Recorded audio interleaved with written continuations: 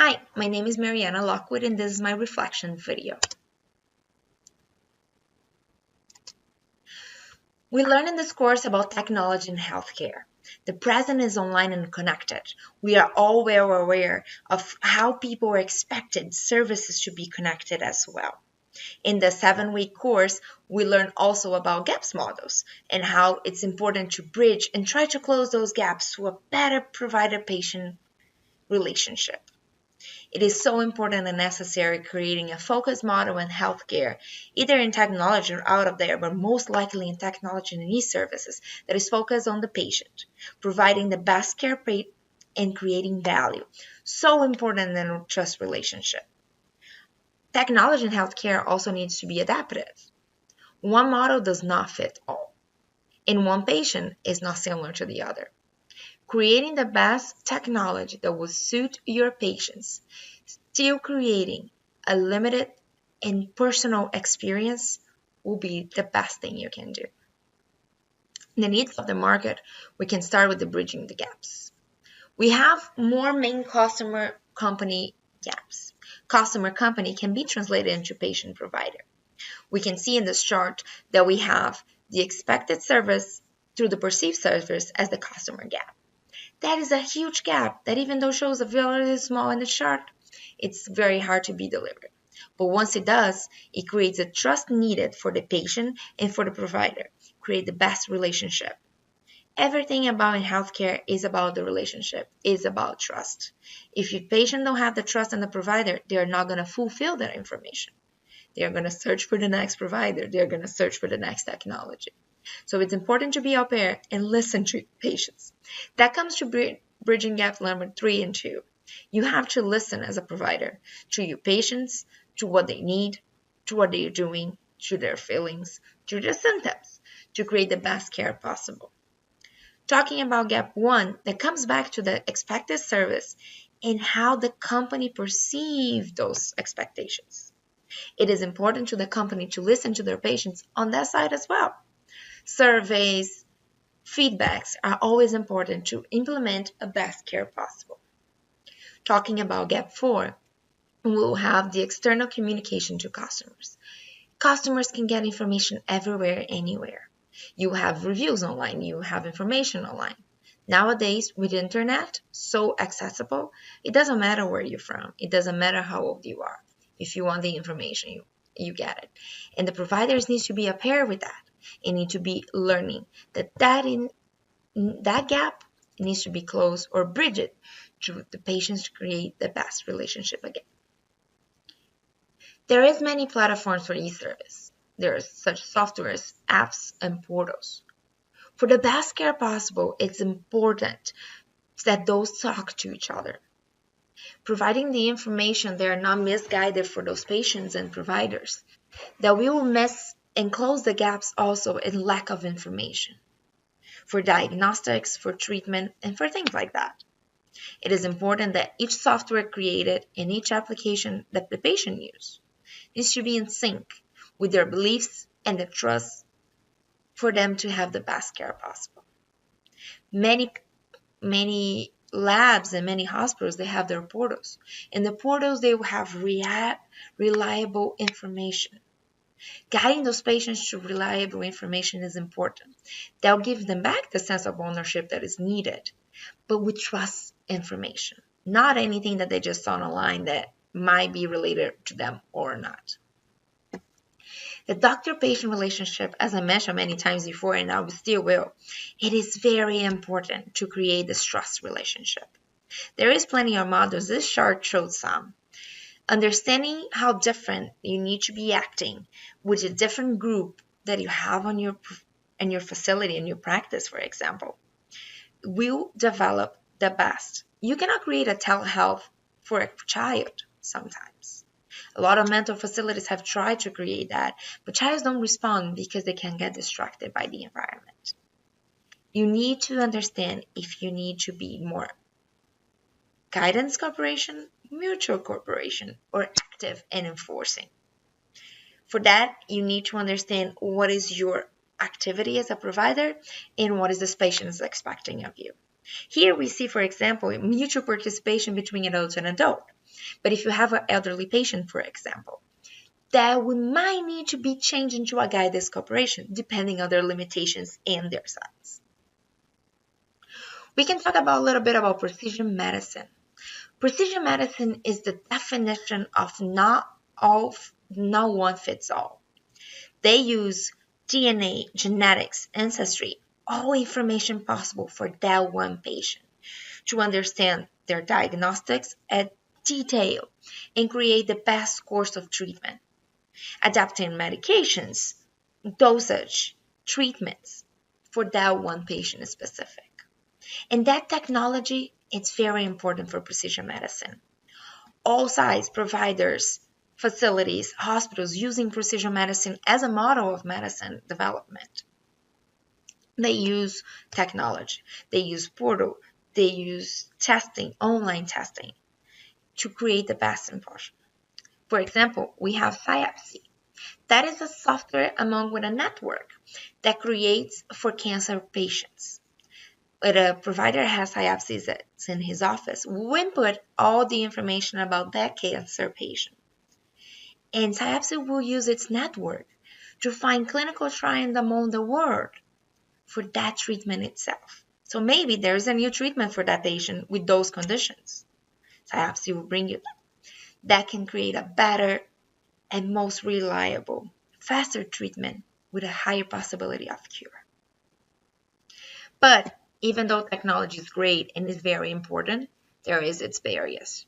We can start by the adoption barrier.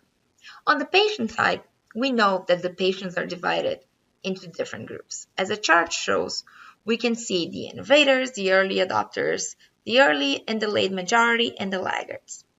The vast majority of this group are in between the early and the late majority, which that means that they are not going to take the first thing that comes on the market. They're going to wait. They're going to see it's working. They're going to rely on reviews. They're going to rely on friends' recommendations. For a startup or a new technology company or a new technology service, that might be hard to hit. But it's important to keep focus and to understand that everything get communication right, you get the main market. Also, age is a factor that needs to be taken in consideration. Patients for Generation Z and Y, the millennials, they will be more adaptive to technology. They are used to technology in their lives. They grew up with technology in their lives. Patients for Generation X, they most likely work with technology in their lives.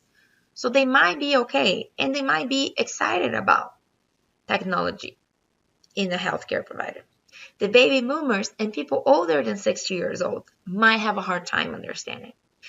Believe me, when first online services came abroad, there was a lot of security problems.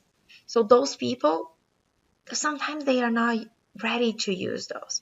So it's up to the provider to create the best possible experience for those people, creating that trust that those e-service, that technology can be useful. Also, we can take consideration as a barrier and as an adoption the informed patients. As we mentioned before, patients can get information anywhere they want. If they get in the incorrect website, they can have not a complete information. They can have a confused information. And the patient can come to you with all this incorrect information that cannot rely on the patient. And you as a provider need to understand that the patient needs to be listened. No matter how wrong he is with all the information, you need to show him and guide him that there is a way to obtain their information. There is a way for you to search the best for your health without having to be all incorrect. On the side of the provider's adoption, we have to take into consideration a couple of things. First is the skilled personnel. If you're going to implement a new technology, means new portal, new app, new software, telehealth, anything, a new online service, you need to be trained. Your staff needs to be comfortable what they're using and what they're providing to patients. If they're not comfortable with that, the patient's going to feel, and you might lose the value and you might lose the trust relationship. And you need to have a software integration. Your practice cannot have pieces of technology that independently don't conversate with each other. Of course, we still are fighting to get information from other reliable sources to provide the best patient possible.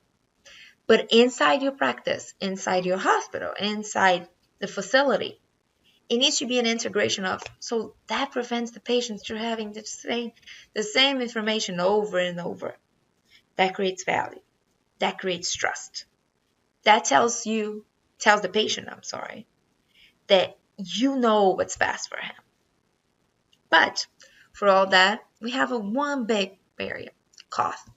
Everything in healthcare is cost related. On the patient side, on the patient side, you will need to understand that your patient might not want to buy the next wearable or might not want to buy an app because they don't have the smartphone. I know that will improve their health. We know that. But you need to tell them that. On the side of the provider, softwares and technologies are very expensive for healthcare facilities.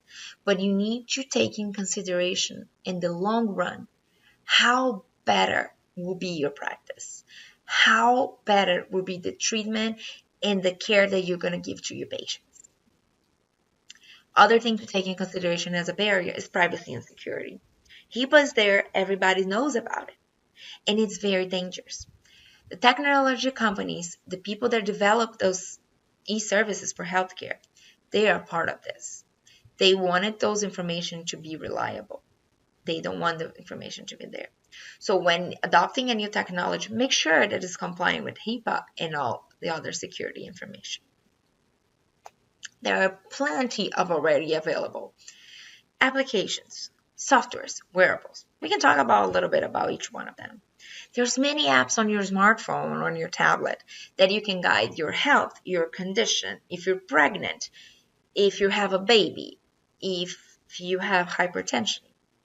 You have softwares for the providers and for the patients that can condition them.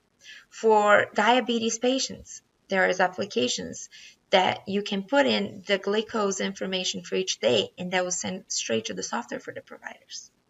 And we have the famous wearables. Those are the next big thing. Fitbit and Apple Watch, for example, are the famous things that you can control your health. You might not think that you're controlling your health, but you truly are. You understand that wearing a wearable, they will track your steps, you track your calorie, you track your water intake, you track your exercise. It's creating to your patient the best care. It's creating the longer, healthier life. It's giving that value. And that is important to have. Well, if that is all available, what is that for me? When I decided to take my MBA in healthcare management as a dentist from Brazil, I wanted to implement a passion of the past. Coming from Brazil, a country where everybody's online and connected, second largest country in the world in Facebook users, I want my patients in my practice to be able to input their information and we guide the care for a long time. Unfortunately, that was not available at the time. And I want that information to be correlated. I want them to understand what they eat and what they consume, how many times they brush their teeth would impact directly their health. And that's what I wanted to do as a healthcare provider that doesn't execute. That's what I want to do in the United States. My goal as a career is to develop a software that will implement patients' information, customizing it to best personalized care, using the information for tracking wearables, from applications, all connected. Doesn't matter which software each provider works, this platform will close all the gaps. Communicating between all your providers, if you go to the hospital, if you go to urgent care, that will all be tracked by an app, by a software. That is still better to divide. But that platform will also be specialized to each age group, main health condition. That is the goal that I want. And I know after learning from the 7 weeks that it's possible. Thank you.